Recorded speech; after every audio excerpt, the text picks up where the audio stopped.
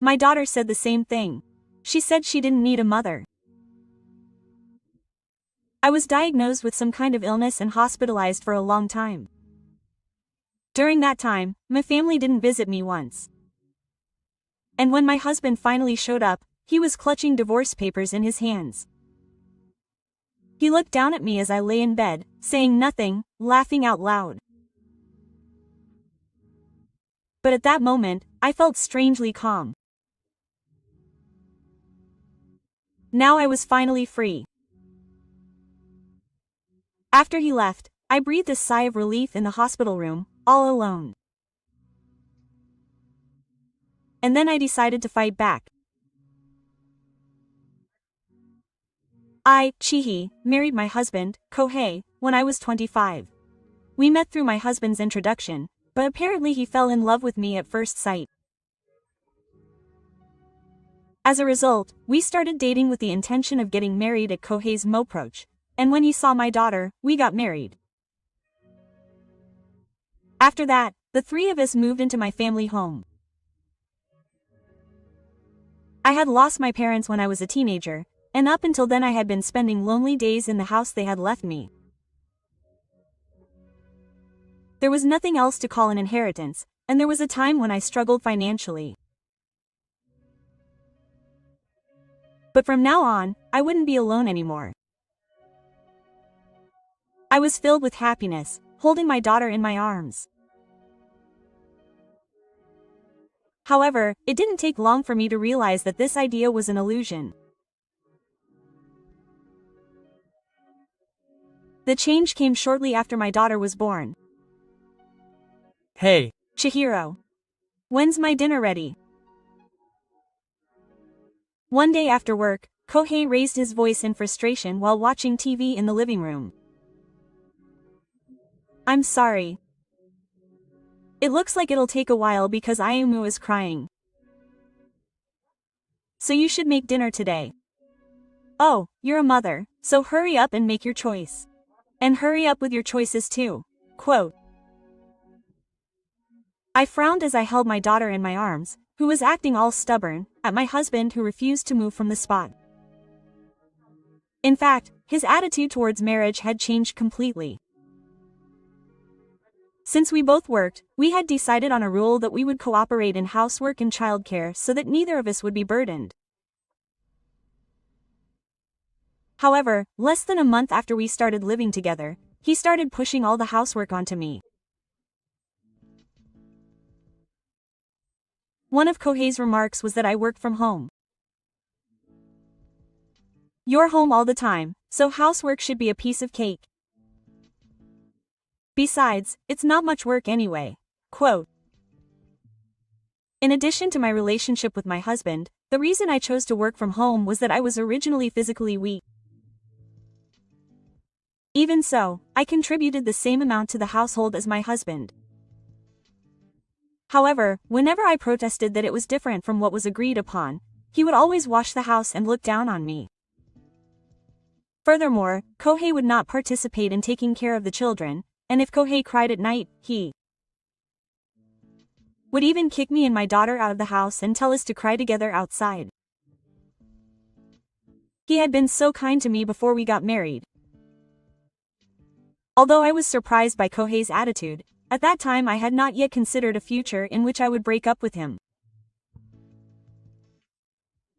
This was the family I had dreamed of, so I did not want to give up on being with him so easily. Above all, I knew that our daughter would be sad if we divorced. With this in mind, I continued to work hard to balance housework and childcare while trying to come to terms with my husband. However, my efforts were in vain, and he would not come home to see me. Hey, you've been working so much lately that you're not home even on your days off. Are you okay? Shut up. It's none of your business where I am or what I do. Kohei gradually stopped coming home. Furthermore, if I showed even the slightest caution, he would throw things at me or raise his hand, and I would become violent. And there was one more sad thing. Fourth, where were you at this hour? That's dangerous. Sigh. I can only work from home. I don't want to be harassed by a brainless person. One day, my daughter came home around midnight and threw a gun at me while raising her voice. Perhaps because she had been raised with a fair amount of bad-mouthing, even the judiciary had grown up to look down on me. I was exhausted every day from being constantly bad-mouthed by my two precious family members and being treated like the Iimori Kai. How on earth did this happen? With my daughter who never listened to what I said and just played around. Even so, I wanted to believe that they were my family. However, one day when my daughter became a high school student, I finally reached my limit. It hurt. While I was shopping, I suddenly couldn't breathe and lost consciousness. The next time I woke up, I was in a hospital bed. Apparently, I had been taken away by ambulance and had fallen asleep for a while. And the real tragedy began here. Perhaps it was because I had been living a tough life with a weak body. According to the gloomy-faced doctor, I had some kind of illness that would make my body unable to move. As I listened to the explanation of why I would have to be hospitalized for such a long time, everything went dark before my eyes. The fear of my body not being able to do what I wanted was too much to bear alone. That's why, if I had had the support of my family, I might have felt a little more positive. However, my family's response was cold. How many seconds? It doesn't matter, but I won't pay for the treatment. If I'm hospitalized, that means Mom won't be around for a while. Yes, here we go. I called with trembling hands. But my husband and daughter hung up immediately. After that, they never came to visit me even once. As a result, I ended up spending my days in the hospital all alone. But that was my weather. Was there any point in being with my family if it meant going through all this? Up until then, I had been too stressed to make a proper decision. Being away from my family and enjoying some relaxing time for the first time in a while gradually changed my feelings. And then, 2 months after I was hospitalized, the time finally came. Kohei, whom I hadn't seen in a while, suddenly came to visit me in the hospital room. He looked so nice. I was surprised by his suddenness, but my husband didn't seem to be worried about me at all, even the flowers. As proof, as soon as he saw me, he handed me a piece of hair. It's just unpleasant to be around a sick burden. With a grin on his face, he held up a completed divorce application. The locals said the same thing. Your mother won't do it, so hurry up and submit it. He must have thought I was shocked to see me lying in bed with the divorce application in my hand, saying nothing. Kohei smiled sweetly and left the hospital room. However, unlike his thoughts, I felt strangely calm at that moment. Up until then, I had been so fixated on my marriage with Kohei because I didn't want to see the courts grieve. However, when I learned about my husband and daughter's feelings again, I finally felt that there was nothing holding me back. Now I'm finally free. And so, I finally made up my mind to break up with the two of them.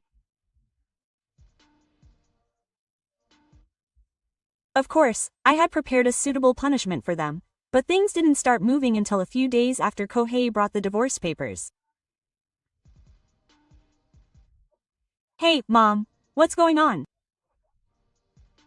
Suddenly, the two of them, Sosei and Kohei, burst into the quiet hospital room. They had come in a hurry, their faces bright red and their shoulders were panting. Meanwhile, I somehow managed to sit up, unable to move properly, and stared at them calmly. I had a good idea of why they were angry. "You sold my house," quote. And then, perhaps losing patience with my continued silence, my husband finally started yelling at me. According to him, they had apparently been huddled together at home when a demolition company suddenly showed up and told them that they were going to tear down the house. Learning this, the two of them panicked and came to the hospital to ask me what had happened. There's no way I would sell it without permission just because I was going to be hospitalized. It's our family's house. They must have been really angry, because they became so emotional that they started screaming. If it were me a little while ago, I would have immediately tried to comfort her. But at that time, I just smiled softly at my daughter who was still like a baby. "Oh, just as you wanted, we are no longer a family. And that place used to be my parents' house.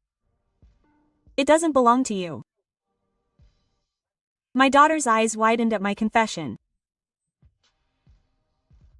In fact, after that, I received temporary permission from the hospital to go out, and I immediately filed for divorce. Furthermore, now that I was finally free, I decided to sell my house, which was my property. My parents in heaven, who had watched over my efforts up to that point, would surely forgive my decision. However, despite proposing a divorce, Kohei didn't seem to be convinced by my idea. "You don't earn much anyway, and you're sick, so you can't live on your own from now on. Cancel the demolition of the house and give it to us. Then I'll give you several 100,000 yen. How much do you look down on me?" Kohei approached me with a relaxed and condescending gaze. His arrogant and haughty appearance made me realize that I had never been in love with the man I had once loved. Of course, I'm not so nice as to open my house to a complete stranger for a few 100,000 yen. I didn't need that kind of money. Unlike you guys, I can live on my own. Don't act tough, I have plenty of money. Did you think I was joking when I was already on the hospital bed and struggling financially? Kohei laughed at me with his mouth wide open. However, seeing him like that, I reached into the drawer next to the bed and took out my bank book. "If you doubt me, check this." "Oh, what's the point of seeing something like this?" "Oh, yeah." The next moment, Kohei jumped up in shock. It's no wonder. Because I had about tens of millions of yen saved up in my bank book. "Where did you get all this money from?" In the end, I couldn't tell you, but I'm actually a novelist. And my husband and daughter were left speechless at the secret I had kept hidden for decades. In fact, I had been working as a fairly popular novelist even before I married Kohei. Since I had been working while hiding my face, the publisher had stopped me from even telling my family what I did for a living. That's why I kept my identity a secret by matching the amount of money I brought home with Kohei's. And I saved all the remaining income in my own bank account. So you were planning to keep all this money for yourself? How horrible. When my daughter found out the truth, she suddenly blushed and confronted me. It seems that she, like her husband, has become obsessed with money. However, I slowly shook my head before she could do anything about it. Of course I had planned to use it for you too. We are family, after all. Even though the publisher had stopped me, I had always intended to tell the two of them all my secrets. After that, I had been saving the money without touching it at all so that we could use it meaningfully as a family.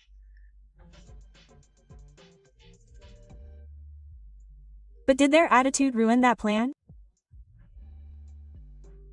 You should have told me that sooner. At that moment, Kohei, who was clutching his bank book, suddenly shouted. If I had known there was money, I wouldn't have had to struggle in the first place. As he collapsed to his knees, he began to pour out his feelings in frustration. In fact, Kohei had originally proposed marriage with the intention of getting my parents' inheritance, and when he learned that I had inherited a house, he probably thought I would have a lot of inheritance. However, after we got married, he realized that I didn't have much property other than the house, and he seemed to lose interest in me. As a result, he decided to use me as his messenger. Damn it. If only he had known I had money, I could have had as much fun as I wanted. I sighed deeply at Kohei, who was overwhelmed not by guilt towards me but by his lingering attachment to the property. I was disappointed in my husband, whom I had loved for many years, all over again. That's why I had no qualms about pursuing him one last time.